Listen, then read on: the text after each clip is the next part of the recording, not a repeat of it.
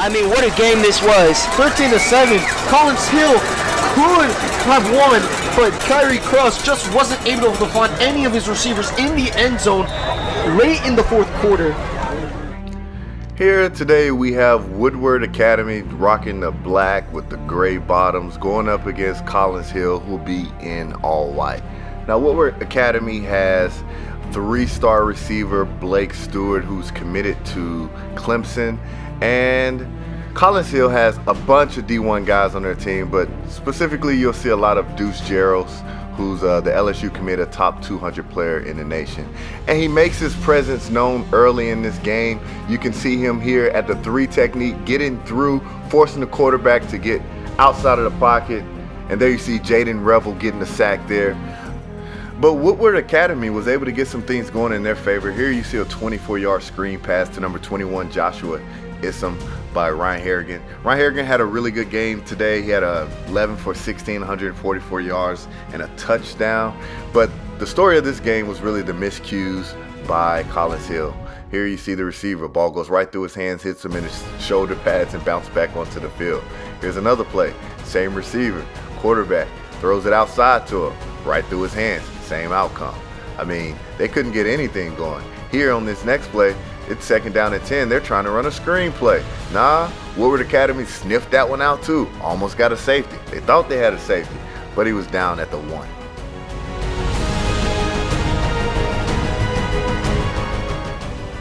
And back to the miscues that would force a punt here for Collins Hill. Collins Hill gets off a good punt. All right, the returner calls fair catch, but he still gets hit. Like, that's 15 yards. That's what happens. Now it's 3rd down and 2 right here at the end of the first quarter. You got Harrigan dropping back, looking to his left, finds his man, Blake Stewart. I'm telling you, he might be a safety, but looks good at wide receiver as well.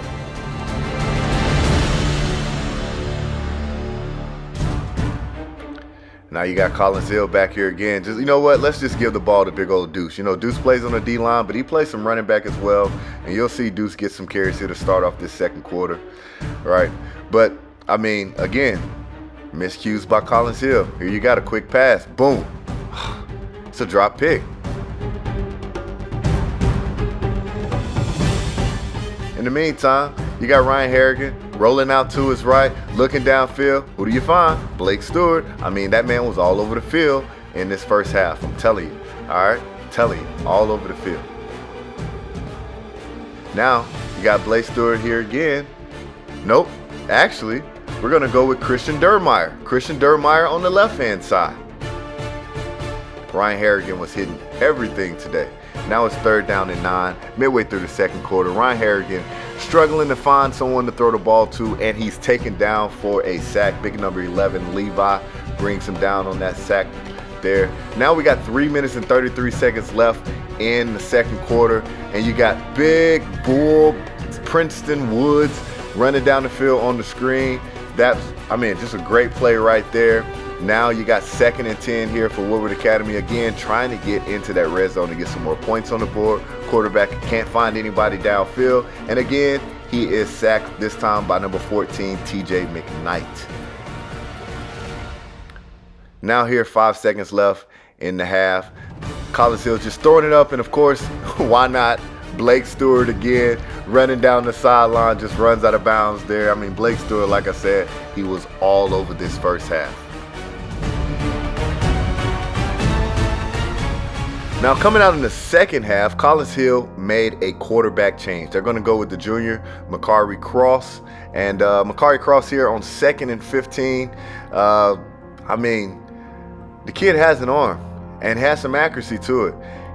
He throws that thing 45 yards down the field to number 4, Tough. What a great play right there. Now Collins Hill's like, you know what? We can get back in this game. We just got to do the things that we need to do. Next play, fumble the snap. I mean, have we heard this before? Maybe we haven't. It's 4th and 6 now. They're going to go for it here at the 41-yard line. Bad snap. Again. I mean, Collins Hill could not get out of their own way. But don't worry, they still got guys like Deuce. Gerald's here. Take a look at him on the edge, working the inside move, getting to the quarterback, getting the sack there. And I think that at this point, Collins Hill's like, you know what? Let's just put the ball into our best player's hand and let him do his thing. And there you go, Deuce, running, tumbling, bumbling, all the way down the field, gets him another 11 yards. Now, I think Collins Hill's figured something out. After halftime, they're like, you know what, let's just run the ball, right? So let's put the ball in our running back's hand and run the ball. So here on this play, they run a little bit of a power. They get Henderson, he finds a gap. He runs up on that left sideline, and he takes that ball 30 yards down the field. All right, Henderson's tired. Don't worry, let's get the ball back in the run game, right? Easy. So now we put Deuce back there again. Deuce, he's had a really good day running the ball. Here's another great play by Deuce. Bouncing off of 3 guys there, running down the sideline. Blake Stewart, oh my God, he rips the ball out. And there you go, Collins Hill again. Another mishap there. Now Woodward Academy is going to lean on the big man, Princeton Woods. You're going to hear his name a lot. I mean, this is my player of the game. Princeton Bull Woods ran for 13 yards there on this play. Here he is again. Princeton Woods gets inside, cuts it back to the right, finds a hole, gets brought down after another 15-yard gain there. I mean, he was really, really good in this game. But, I mean, the problem is, once again, Woodward Academy, once they get over there in that area of the field, they get sacked. Like, this is what happens with them. So they really had a hard time of trying to score once they got into the red zone. But here you go again. You got Collins Hill. It's 2nd and 10. He throws the ball out wide to Hughes. I mean, I think Hughes became his favorite target in this game.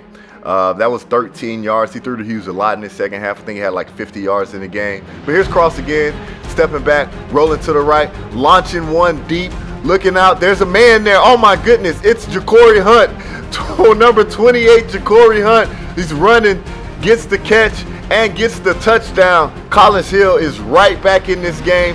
Midway through the 4th quarter, it is now a 6-point game. They score again. They take the lead. Now the defense just has to get a few stops. And you got 2nd and 10, and you got the Bull. There he is again. 15 yards. There you go. Later on in this drive, now it's a 3rd and 6. Almost gets him to jump off sides, but I mean, Collins Hill putting a lot of pressure on the quarterback, and he goes down, taken down there by number 0. So, I mean, Collins Hill has a chance starting at the 5-yard line. You got Cross. He's dropping back. He's rolling. He's moving. He's scrambling. He's running, outrunning the defense. Gets him about 11 yards there. Okay, now 2 minutes and 19 seconds left. Now it's Cross again in an empty set. You know they're going to throw it. He's looking to his left, finds his man Hughes. Hughes catches the ball. Collins Hill is moving. All right, look at the move. 1 minute and 42 seconds left here. 3rd down and 3. Cross is in the empty again. Guess who he's going to go for? He's not going for Hughes. This time he's going for Henderson. Henderson catches the ball, gets 10 yards down the field. This is getting interesting. I'm just saying. Now 1 minute and 21 seconds left. Collins Hill, Cross, rolling out to his right, pointed up the field, throws it up the field. Boom, intercepted. It's intercepted by Blake Stewart. But there's a flag on the play. Seems the referee saw a pass interference. And that's going to extend this Collins Hill drive.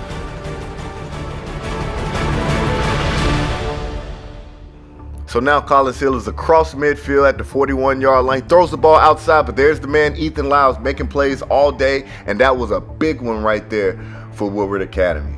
All right, now you got Kelly again. Got a running back to his right. What are they going to do, man? It's 57 seconds left in this game. It's 3rd and 10. Cross is looking to the left. Who does he find? Of course, it's Hughes coming back with a diving catch. What another great play by Hughes there. Now it's 45 seconds in the game. 2nd and 10. Cross is dropping back. He throws to the left. Can't really see what happened, but I can tell you it was incomplete. But there is a flag on the play. Not for pass interference, but for this time, it was roughing the passer, which brings Cross out for a play, brings back in the starting quarterback. He's looking down the field. He's rolling to the right. Very athletic quarterback, trying to find his man. Can't find him, so he goes out of bounds.